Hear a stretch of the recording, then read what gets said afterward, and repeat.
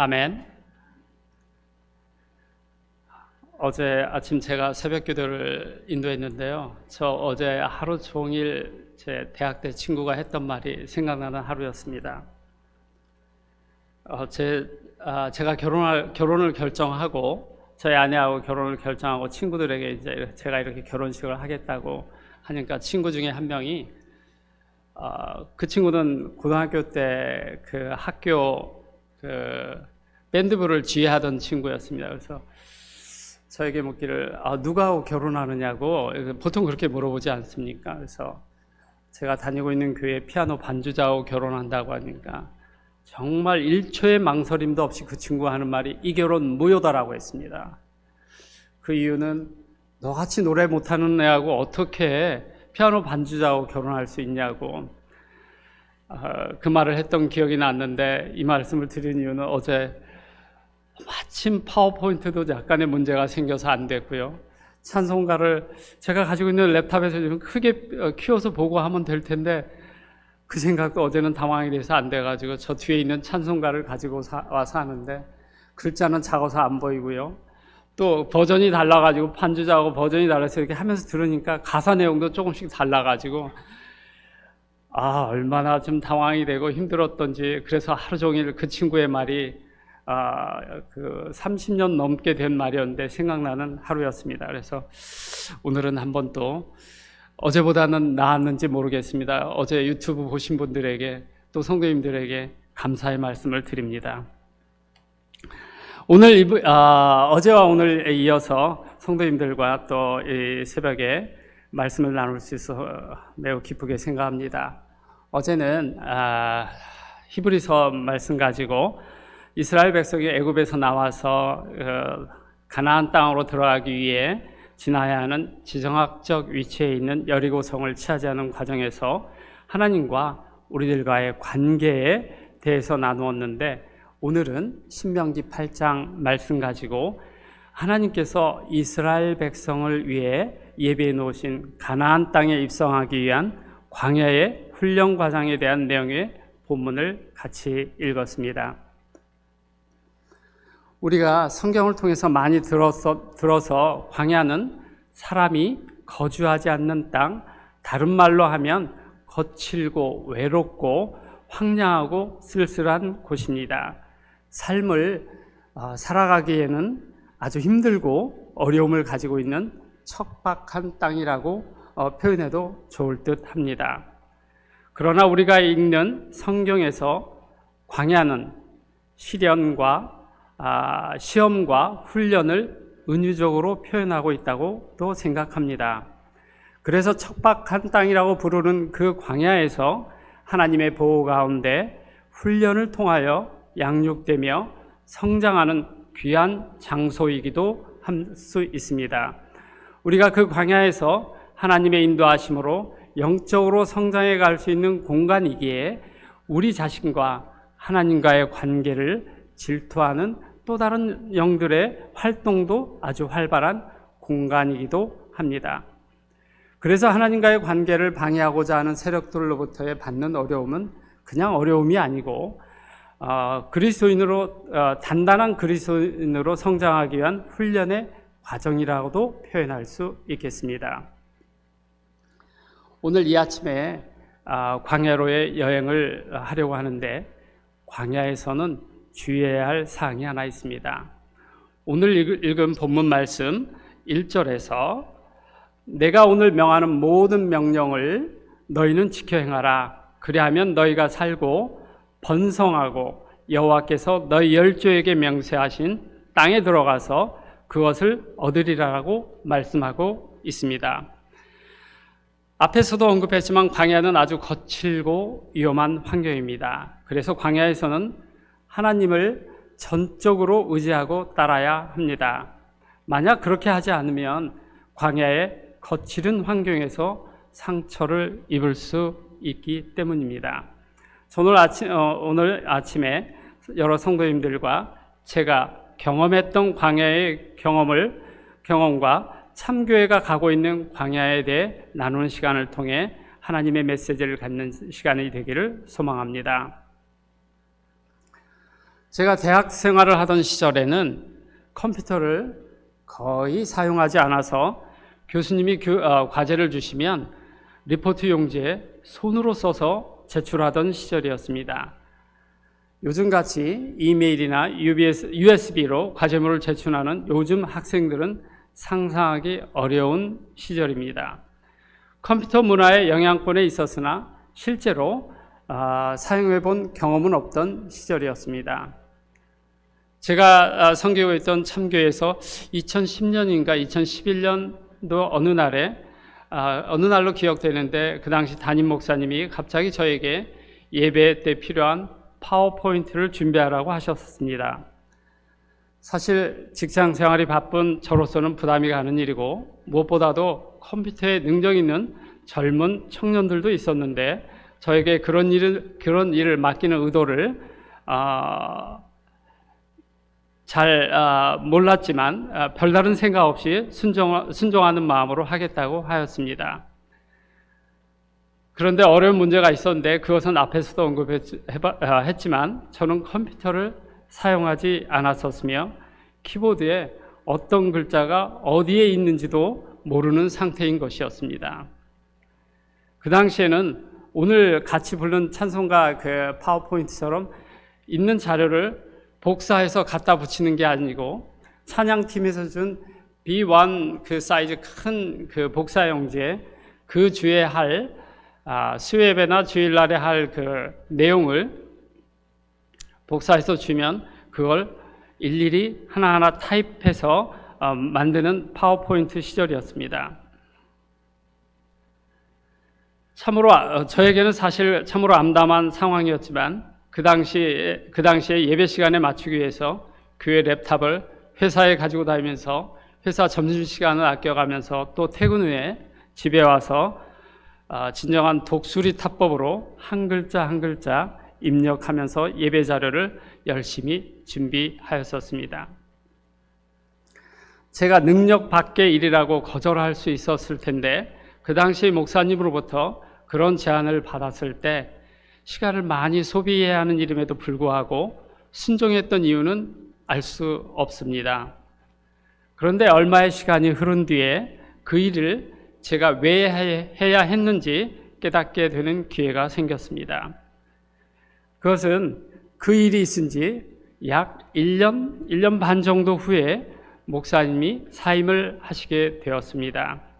같이 신앙생활하던 젊은 청년들도 교회를 떠나게 되었고, 그래서 예배 자료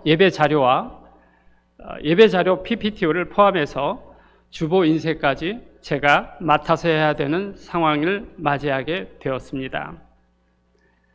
그 일을 위해서 미리 훈련의 과정에 저를 두었던 것입니다.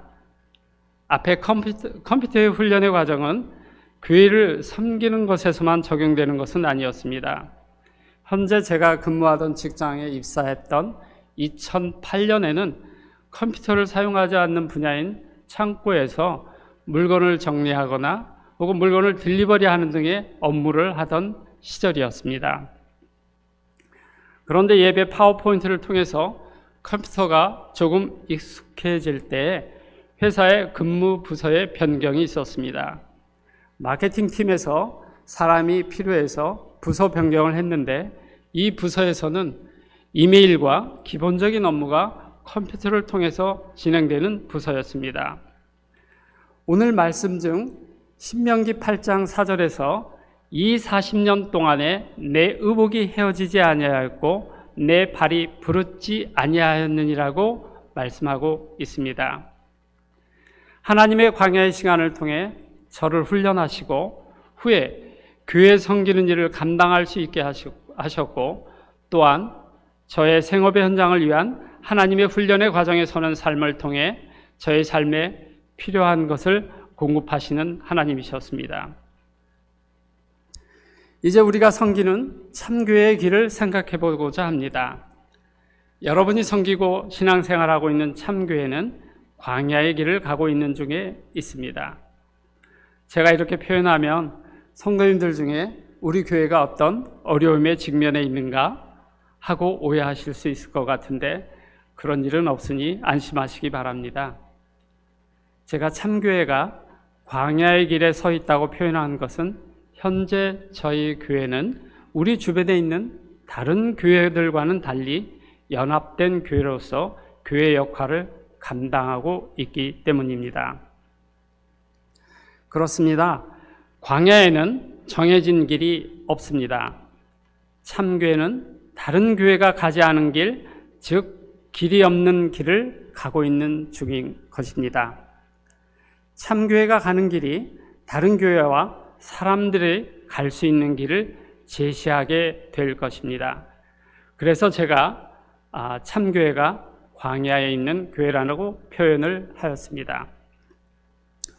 오늘 말씀에서 또 오늘 말씀 신명기 8장 7절에서 9절 말씀, 내 하나님 여호와께서 너로 아름다운 땅에 이르게 하시나니 그곳은 골짜기이든지 산지이든지 시내와 분천과 샘이 흐르고 밀과 보리의 소산지요 포도와 무화과와 석류와 감람들의 나무와 꿀의 소산지라.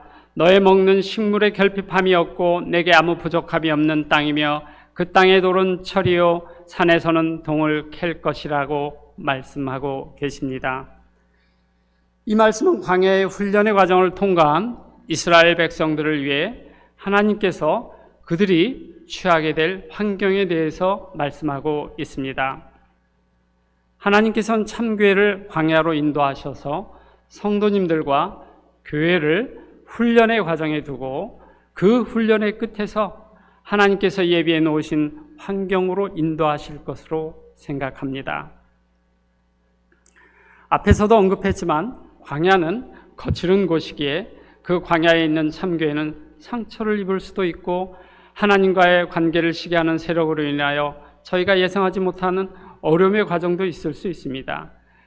그래서 우리는 늘 조심하면서 나 자신의 신앙 성장을 위해 열심히 말씀 듣고 기도하면서 다른 성도님들을 더욱 섬기는 신앙생활을 통해 하나님께서 기뻐하시는 올바른 교회로 나가야 한다고 생각합니다. 참교회가 지금 가고 있는 광야는 다른 평지의 광야와 약간 높은 위치의 광야를 가고 있습니다. 그 이유는 연합한 참교회를 바라보는 다른 교회의 시선들이 있습니다. 네, 제가 뉴욕 한인교회의 사정을 많이 모르지만 아마도 어려움에 직면한 교회가 많이 있을 것입니다. 그들도 서로에게 좋은 결과를 예상할 수 있다면 연합의 방법으로 그 어려움을 넘어설 수 있기를 기대할 것입니다. 실제로 저희 연합된 참교회가 어떻게 진행될지 궁금해하는 교회들도 있다고 들었습니다. 남들이 가지 않는 길을 가고 있는 참교회가 그들에게 선한 긍정적인 영향력을 나누어 주기를 소망합니다. 또한 남들이 가지 않는 길을 가면서 교회를 올바로 섬기는 과정을 통해 하나님께서 구원시키기 위해 예비한 성도들의 발걸음을 참교회로 인도하시고 그들이 참교회를 통해 구원의 감격을 누리며 하나님 말씀의 행복을 누리는 교회가 되기를 소망합니다. 하나님께서 이스라엘에게 허락하셨던 광야의 과정에 비추어 저의 광야의 경험과 참교회가 지나고 있는 신앙의 과정을 나누었습니다. 우리 성도님들은 어떠한 광야를 지나고 계시는지요?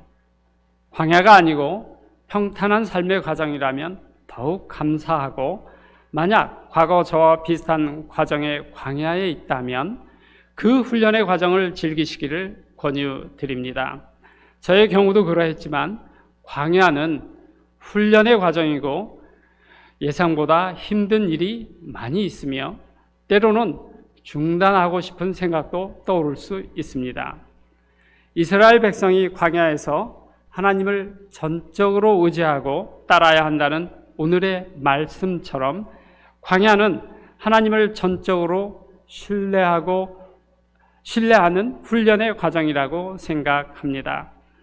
저 자신 또한 광야의 시간에 그런 힘듦과 어려움이 있을 때 그 과정의 끝에서 하나님의 품을 기대하는 기도를 꾸준히 하였습니다. 저에게도 또 다른 광야가 허락되어질 것이라고 생각합니다. 그 광야에 다시 서게 될 때에도 변함없이 순종하면서 잘 훈련될 수 있도록 기도하려고 합니다. 하나님을 의지하고 말씀에 순종하면서 우리에게 허락되어진 광야의 훈련을 잘 받아서 하나님께서 예비해 놓으신 환경을 누리고 또한 우리의 가정, 교회, 그리고 일터에서 긍정적인 영향력을 나누며 사는 행복한 성도님들이 되기를 소망합니다. 같이 기도하시겠습니다. 하나님 감사합니다. 오늘 이 아침에 성도님들과 하나님께서 이스라엘 백성들을 인도하시면서 그들에게 허락하셨던 광야에서의 훈련과 우리가 가고 있는 광야의 과정에 대해 생각해 보았습니다. 우리 성도님들에게 허락하신 그 광야가 있다면 믿음으로 순종하면서 잘 훈련되기를 소망합니다. 그리하여 그 광야의 끝에서 기쁨으로 하나님의 품을 누릴 수 있도록 인도하여 주시옵소서. 참교회 선교팀이 오늘 귀국의 일정 중에 있습니다. 팀원들의 모든 비행 일정을 보호하셔서 예정대로 안전하게 돌아올 수 있도록 인도하여 주시고 저들이 선교지를 위해 흘린 땀방울이 아름답게 열매 맺을 수 있도록 허락하여 주시고 팀원들에게는 귀한 신앙의 경험이 될 수 있도록 인도하여 주시옵소서. 예수님의 이름으로 기도합니다. 아멘.